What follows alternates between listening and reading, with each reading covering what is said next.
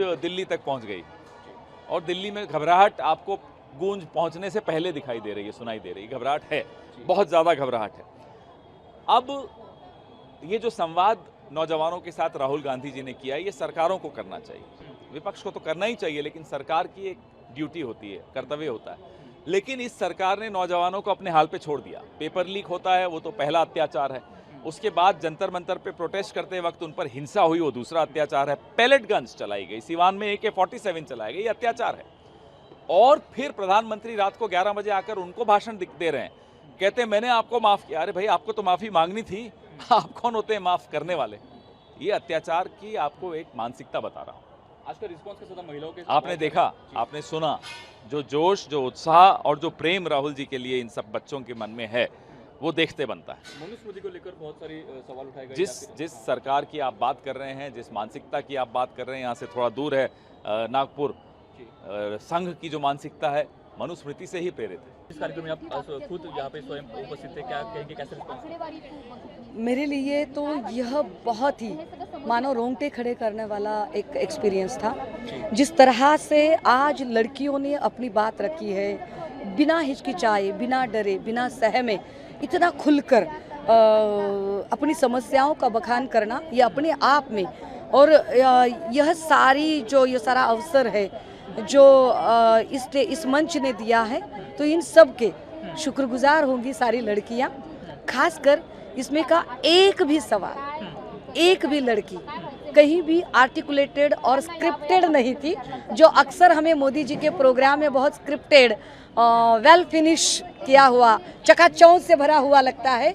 तो यहाँ जब लड़कियाँ बात कर रही थी, बहुत रफली बात कर रही थी, जिसे जिस भाषा में वह कंफर्ट फील कर रही थी। कोई मराठी में बात कर रही थी, कोई अधकच्ची मराठी हिंदी में बात कर रही थी, most of was talking in English. तो यह जो सारा है, यह एक तरह से किसी ने बोलने का अवसर तो दिया। पिछले 12 सालों से जबरन जिन लोगों को बस मन की बात सुनाई जा रही है, उस जन की बात सुनने के लिए सही मायने में एक जननायक यहाँ पर आए थे। मैं यह बात ज़रा अंडरलाइन करना चाहूँगी कि राहुल जी की इमेज, उनकी छवि बिगाड़ने के लिए जिस भाजपा ने करोड़ों करोड़ों रुपए खर्चा किए, आज उनके पैसे पानी में बह गए हैं। शायद आज यह सारा देखकर फडणवीस साहब 4 दिन सो नहीं पाएंगे। 29 को मोदी जी की कुर्सी हिलती नजर आ रही है, क्योंकि इस तरह से एक ट्रेंड बदलने की हिमाकत करना, ये अपने आप में एक बड़ी हिमाकत है, एक रिस्क है कि बजाय भाषणबाजी करने के, बजाय कोई सभा करने के, बजाय कोई पॉलिटिकल, कोई अगर यहाँ भाजपा होती तो सभी लड़कियों के सर पर कमल की टोपियाँ लगी दिखती, लेकिन किसी भी तरह का कोई चुनावी चिन्ह लिए बगैर सिर्फ और सिर्फ उनसे अपनी छोटी बहनें, अपनी छोटी बेटियाँ बनकर, अपनी बच्चियों से जिस विश्वास के साथ उन्होंने बात की, उसके लिए शब्द कम है। महिलाओं के बहुत सारे समस्या विषय जो है वो वहाँ पे पेश किए गए। मनुस्मृति से लेकर आदिवासी महिलाओं के भी बहुत सारे। देखिए, इसमें जितने सारे सवाल पूछे, एक भी सवाल स्क्रिप्टेड और आर्टिकुलेटेड नहीं लग रहा था। खासकर जब एक आदिवासी लड़की खड़ी हो जाती है और कहती है कि हमें हॉस्टल में दाखिला मिलाने के लिए हमारी प्रेगनेंसी टेस्ट की जाती है, ये कितनी गंभीर बात है। और इतनी गंभीर बात जो अब लड़की शायद सहम जाए, हिचकिचाए, शायद अपनी माँ के अलावा किसी से बात न कर पाए, अपनी दोस्त के अलावा, लेकिन आज वह राहुल जी के साथ इतने बड़े मंच पर खुलकर कहती है, तो इसका मतलब राहुल जी वह विश्वास के पात्र है, वह विश्वास उन्होंने पाया है। और खासकर जब आखिरी बात, जो विराम उन्होंने दिया, जो आखिरी स्लाइड थी कि smash the patriarchy, I think it is beyond political career. कोई भी मेन स्ट्रीम का राजनेता इतनी बड़ी रिस्क नहीं लेगा कि जिस देश में एक सोशियो कल्चरल पॉलिटिक्स, जो कि पुरुष प्रधान सोशियो कल्चरल पॉलिटिक्स है, वहाँ पर स्मैश द पैट्रियार्की कहना, यह अपने आप में बहुत बहुत बहुत बड़ी हिम्मत है।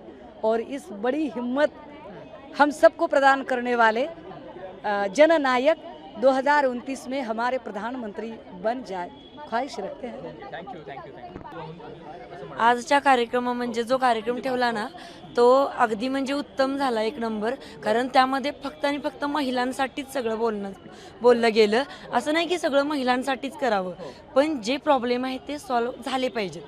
जास्ती म्हणजे तुम्ही बघताय की रेप होतात म्हणजे बलात्कार होतात, असं म्हणतात की त्याला महिला कारणीभूत आहेत. काय कारणीभूत आहेत की आम्ही जे ड्रेस घालतो किंवा काय करतो. मग 4 वर्षाची मुलगी काय घालते असं की तिच्यावर रेप होतो, कोणत्या कारणामुळे होतो.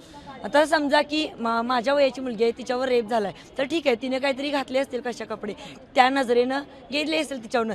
4 वर्षाची किंवा एका महिन्याच्या मुलगीवर रेप होतो, हे कशामुळे का होतं. आणि तो का होतो कारण आपल्याकडे जी शिक्षा केली जाते ना ती कडक नाही आहे. जसे की छत्रपती शिवाजी महाराजांच्या काळात जी केली होती ती शिक्षा जर आता केली तर नाही होणार आहे. आणि ते आता झालं पाहिजे. ते झालं तर हे सगळं बंद होईल. आणि आम्हाला आज आशा होती की राहुल सर इथे येणार आहेत. आणि आम्हाला वाटलं कोणतंही इथं राजकारण आलं नाही, काही नाही, फक्त आणि फक्त महिलांसाठी बोललं गेलं. खरंच खूप छान झालं आणि त्यासाठी मी राहुल सरांचे आभार आहे खरंच खूप. तुमचं नाव फक्त. जैसे कि मैं सो रहा हूँ तो पिताजी को जगाना है मुझे, तो वो डायरेक्ट उठाने के बजाय, और हिंसा की परंपरा मेरे यहाँ नहीं थी सौभाग्य से, तो वो क्या करते थे कि उस कमरे में आ जाएंगे या बाहर से गुजरेंगे और चौपाई बोलेंगे, प्रात काल उठ गए रघुनाथा मात पिता गुरु नावई माता. कभी कभी मैं गुस्से में उठ करके अरे पापा चरण स्पर्श किया और सो गया. मैंने कहा अब मत उठाना.